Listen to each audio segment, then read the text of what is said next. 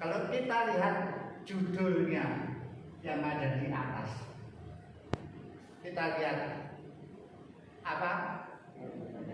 Pengadilan. Pengadilan di sini ini adalah bahasa ada di dunia pada umumnya. Dan setan bekerja karena yang akan saya bawakan sebenarnya bukan pengadilan, tapi menghakimi. Dan gambarnya waktu dibuat Pak Bandu, ini saya minta tolong Pak Bandu yang membuat ini. Gambarnya sebenarnya bukan pengadilan ini, tapi menghakimi.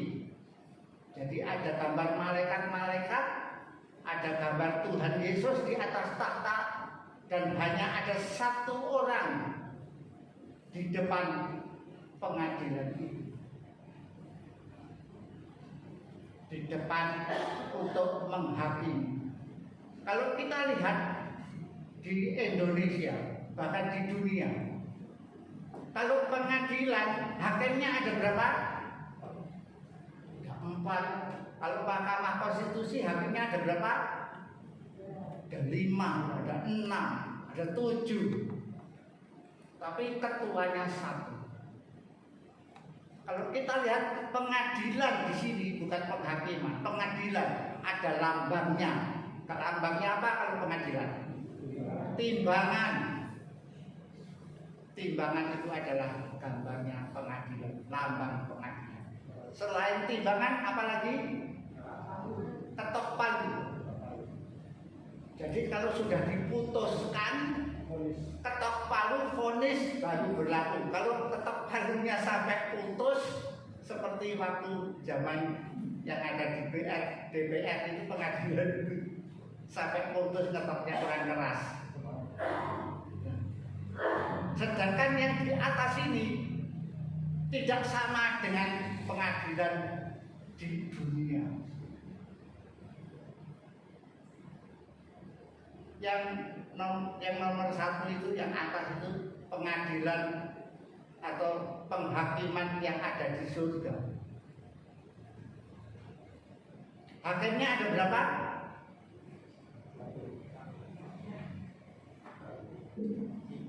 Oke. Pada umumnya kita tahu hakimnya 1. Tapi setelah saya pelajari, mudah-mudahan saudara-saudara juga setuju. Ternyata hakimnya 2. Tapi yang hakim ketua tidak ikut-ikut, hanya dia melihat. Hakim yang ketua sama hakim yang pertama itu adalah untuk mengadili orang-orang benar. Orang-orang benar itu diadili. Dan Yesus walaupun dia sebagai hakim, waktu pengadilan orang-orang benar, saudara lihat, Yesus sebagai apa?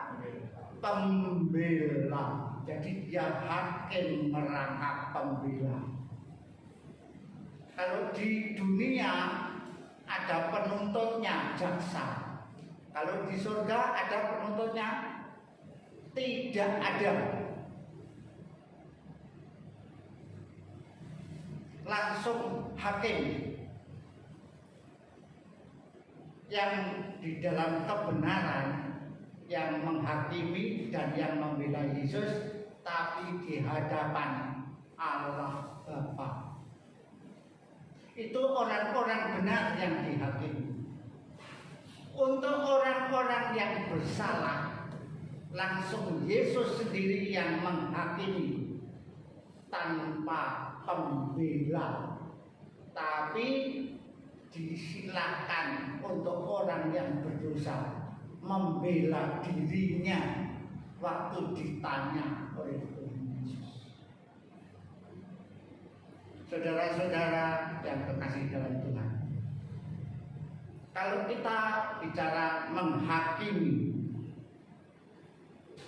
Saya dan saudara-saudara, apakah sudah siap bila kedatangan Tuhan Yesus yang kedua kali sudah tiba untuk menerima pengadilan? Ataukah kita sudah diadili mulai 1844? Orang-orang benar dulu atau bagaimana sudah terjadi pengadilan? Kalau kita belajar mengetahui, menghakimi persiapan apa yang harus saudara-saudara lakukan. Pada umumnya, kalau orang berkhotbah, rangkuman intinya khotbah itu pada akhir khotbah. Tapi saya akan memberikan rincian rangkuman inti khotbah pada permulaan khotbah.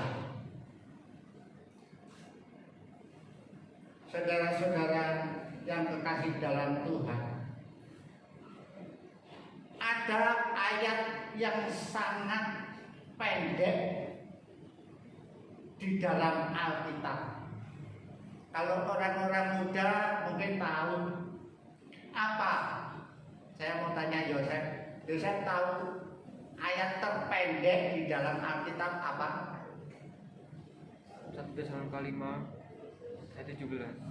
Gimana? Ayat terpendek di dalam Alkitab 1 Tesalonika 5 ayat 17.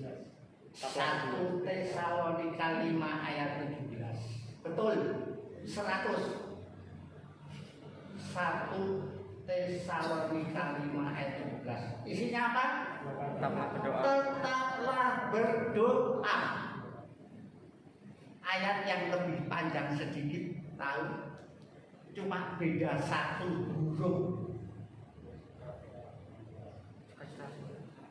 Ada yang tahu? Yohanes 6 ayat 48. Akulah roti hidup. Kalau tadi tetaplah berdoa itu sekitar 14 huruf. Tapi kalau akulah roti hidup 15 huruf, beda satu huruf. Dan satu lagi yang terpendek apa? Maka menangislah Yesus.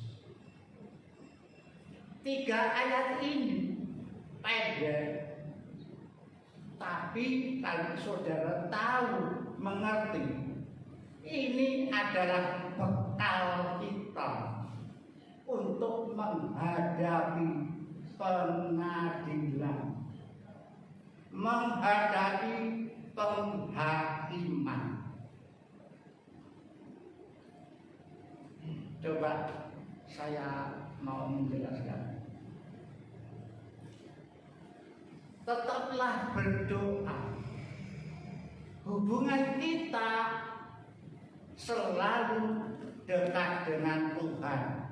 Seperti khotbah Bapak Bandu yang kemarin. Bergumul, berjalan bersama-sama dengan Tuhan.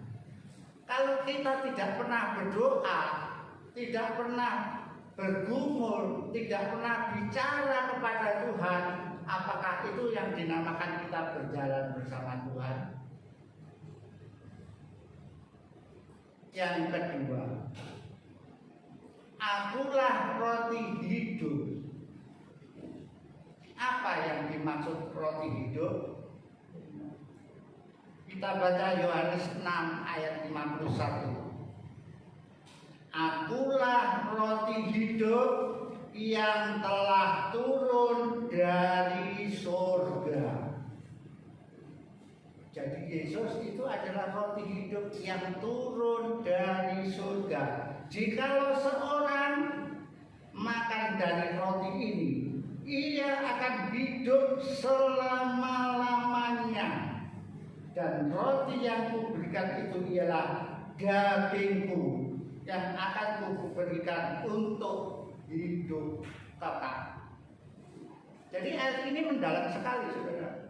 Roti hidup adalah pengorbanan Yesus, daging Yesus untuk siapa saja yang mau menerima, karena Yesus adalah apa? Firman Allah yang menjadi daging. Yohanes 1 ayat 1 sampai 3. Yesus adalah firman Allah, roti hidup yang turun dari surga, yang menjadi daging untuk menebus saudara dan saya. Kalau saudara tidak menerima firman roti hidup yang turun dari surga, saudara sudah berbakti memuliakan Sabat, datang ke gereja, tapi pergumulan saudara tidak pernah berhubungan, tidak pernah berdoa, maka jawabnya Yohanes 11 ayat 35. Maka menangislah Yesus.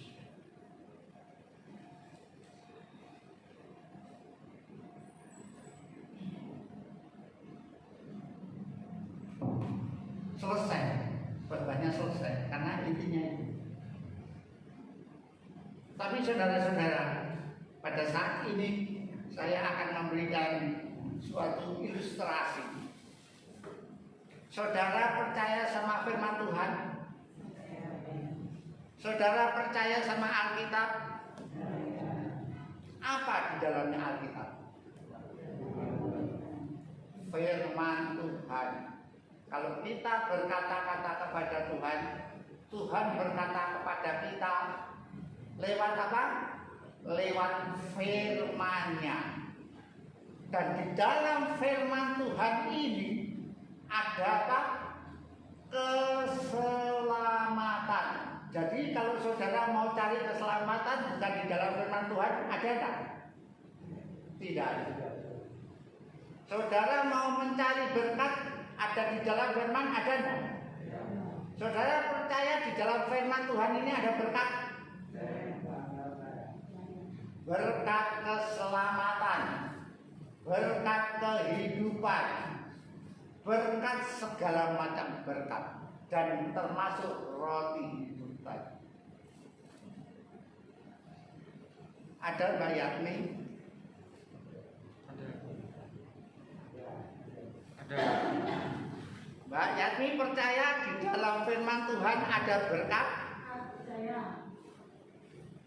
Kalau percaya, mau menerima berkat ini? Mau. Kalau mau, coba dibuka, datang ke sini. Tapi kalau tidak mau ke depan, tidak apa-apa. Kalau tidak mau ke depan, tidak apa-apa. Saya ya terima kasih. Ini firman Tuhan. Di dalamnya ada berkat, percaya. Silakan buka. Cari berkat-berkat yang ada di dalam firman Tuhan. Silakan dibuka di sini. Di sini ya.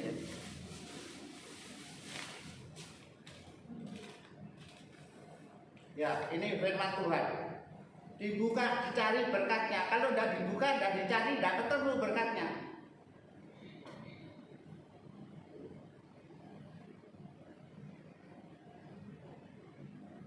Di sini dicari coba. Yang ada pembatasnya. Dicari, dibuka yang ada pembatasnya. Ada berkatnya? Ada. Diambil berkatnya kalau mau. Mau. Ambil. Tunjukkan kalau ada berkat. Terima kasih. Dibawa, diambil. Saudara-saudara, ilustrasi untuk dan saudara, kalau kita mau berkat roti hidup, keselamatan, buka firman Tuhan, cari firman Tuhan. Ini tadi kalau udah dicari nggak ketemu. Ini lambang. Kalau saudara mau menerima berkat, jangan cari yang lain. Saudara-saudara yang kekasih dalam Tuhan,